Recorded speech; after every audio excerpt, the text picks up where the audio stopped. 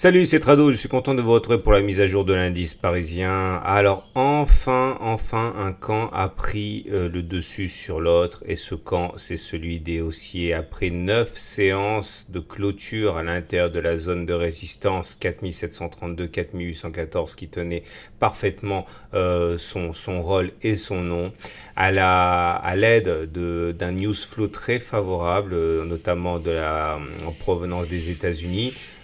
En effet, hein, des signes de détente dans la guerre commerciale se multiplient, notamment avec l'annonce, c'était il y a 3 jours, hein, de la Chine, selon laquelle elle augmenterait ses importations de produits américains, relayé dans la séance de vendredi par des annonces de levée de certains droits de douane sur les produits chinois de la part des États-Unis, entre parenthèses, annonce qui a été infirmée, mais enfin s'il suffisait que la rumeur soit là pour faire monter les marchés, eh bien on a eu cette accélération. Regardez cette belle bougie là, hein, cette belle bougie. Alors, on avait expliqué que tant qu'on ne cassait pas cette zone de résistance des 4732-4814, tout ce qui pouvait se produire était anecdotique.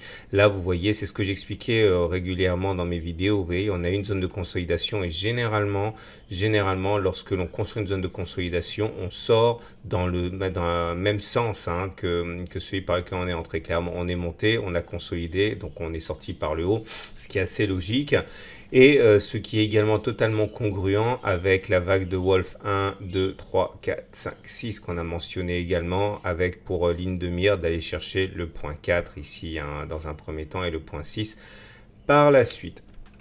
Alors, on avait également, je vous rappelle, hein, que tout ça, ça fait partie de la formation intégrale si vous voulez savoir comment fonctionnent les vagues de Wolf. Alors, vous remarquerez également qu'on a eu un gap qui a été ouvert entre 4800 et 4823 ici. Hein, c'est très intéressant parce que ce statut du gap, hein, va déterminer la suite. Alors, clairement, s'il s'agit d'un gap commun, il va être comblé rapidement et là, on peut rien en faire. Généralement, ça veut dire qu'on ouvre une nouvelle période de trading range. Soit, effectivement, c'est un gap de nature de continuation, un gap de continuation. Dans ce cas, l'objectif, il est déterminé par la distance parcourue avant le gap, reportée par-delà le gap. Et là, c'est très intéressant, puisque ça voudrait dire aller chercher le top de la zone de résistance suivante, hein, aux alentours de 5070 ici, s'il s'agit d'un gap de continuation. Le juge de paix, c'est la vitesse de comblement. Alors, ceux qui veulent trader ça doivent savoir que la technique habituelle, c'est d'acheter maintenant et de mettre un stop loss au cas où on reviendrait combler le gap. Vous voyez que le potentiel de gain est très important par rapport au potentiel de perte. C'est comme ça que ça se traite, ce genre de choses. Et à noter également qu'on est au contact, on a commencé déjà à ronger le gap précédent des 4874-4890. On dit que les gaps constituent souvent des zones de résistance. Justement, en voyant la manière dont on va négocier ce gap, soit il nous ralentit effectivement, soit on le comble rapidement. On verra bien ce que les haussiers ont dans le ventre et il y a d'autres gaps ici à combler, hein. Voilà ce qu'on pouvait dire.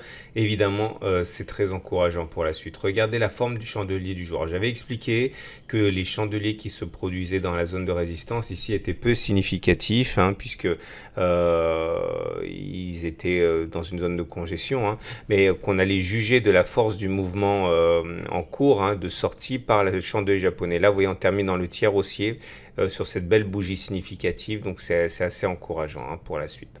On passe maintenant à l'analyse technique.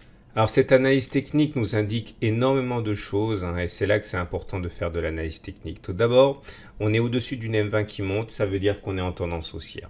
Le balai M7 M20 ne produit pas de signaux particuliers, il n'aurait produit un dans le cadre d'un non-croisement haussier ou d'un croisement baissier faible. C'est ni l'un ni l'autre qui s'est produit, donc il n'y a rien à tirer du balai M7 M20. Par contre, vous remarquerez qu'on est venu se coller à la Bollinger supérieure. N'oubliez pas que les Bollinger supérieures jouent généralement un rôle de résistance. Donc, Soit on échoue à passer la Bollinger supérieure et ça veut dire qu'il y aura une petite contraction, alors rien de bien méchant a priori. Soit on clôture au-dessus de la Bollinger supérieure dans un T1, c'est-à-dire une clôture au-dessus de la Bollinger supérieure avec, si possible, la Bollinger supérieure qui monte et la Bollinger inférieure qui descend. Et là, on en parlera le cas échéant, mais ça pourrait être très positif. À noter également la cassure du super trend. Il est exceptionnel, il est très très rare que lorsque l'on casse le super trend, on n'aille pas plus haut que sur la bougie de cassure. Regardez, j'essaie de vous trouver un exemple. Et là, voilà, une fois que ça a cassé par le haut ici, vous voyez, le super trend était baissier, on l'a cassé, derrière, on a fait des plus hauts. Là aussi, on l'a cassé. Bon, ça ne s'est pas joué à grand chose, mais on a fait des plus hauts. Ou encore ici, on a cassé, on a fait des plus hauts. Là, on a cassé, on a fait des hauts vraiment minimalistes. Mais enfin, tout ça pour dire que généralement, quand on casse le super trend, on fait des plus hauts. Hein. Donc, il est tout à fait envisageable que ce gap-là des 4174-4190 soit comblé. Regardez les indicateurs techniques qui également sont positifs. Le momentum maintenant est au-dessus de 0 et le récit au-dessus de 50. Ça veut dire que les indicateurs classiques sont haussiers. Hein. Ça fait un moment d'ailleurs que le MACD est au-dessus de son signal. La contagion des indicateurs techniques courts aux indicateurs techniques longs s'est faite. Je rappelle que tout ça, ça fait partie de mes modules de formation sur les indicateurs techniques, les bandes de Bollinger, etc. Hein. Sans doute la formation la plus complète que vous pouvez trouver à ce prix-là sur l'internet. Hein. N'hésitez pas à vous y référer, 1000 pages, 600 000 de vidéos, etc., etc. Par contre, il y a une épée de Damoclès, et j'en ai déjà parlé, c'est qu'il y a une divergence baissière cachée de MACD. C'est-à-dire que, vous voyez, le MACD fait des plus hauts entre cette zone et cette zone, mais pas les cours. Alors, la bonne nouvelle, c'est qu'elle n'est pas activée. Donc, pour l'instant, c'est qu'une épée de Damoclès, mais elle peut tout à fait être infirmée. Il suffirait que les cours aillent plus haut que le précédent sommet pour que ce soit infirmé. Donc, en tant que tel, ça ne suffit pas à spéculer à la baisse, hein, mais il faut savoir que voilà, c'est une épée de Damoclès.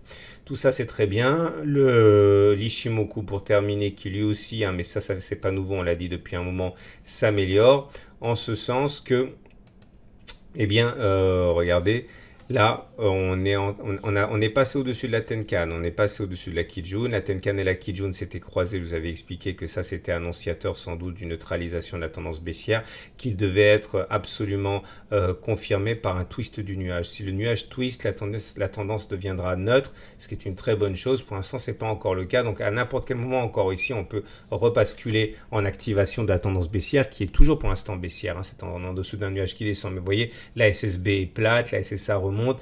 Franchement, il y a de plus en plus d'éléments qui militent dans le sens d'un twist.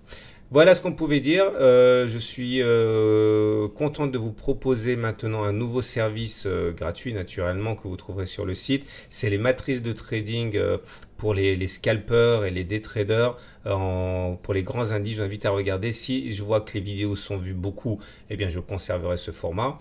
Si ça vous intéresse pas, vous regardez pas la vidéo et ce format disparaîtra de sa belle mort. Et c'est vous en fait qui voyez si ça peut vous servir ou pas. Voilà, bonne journée, bon trade et à demain pour la mise à jour.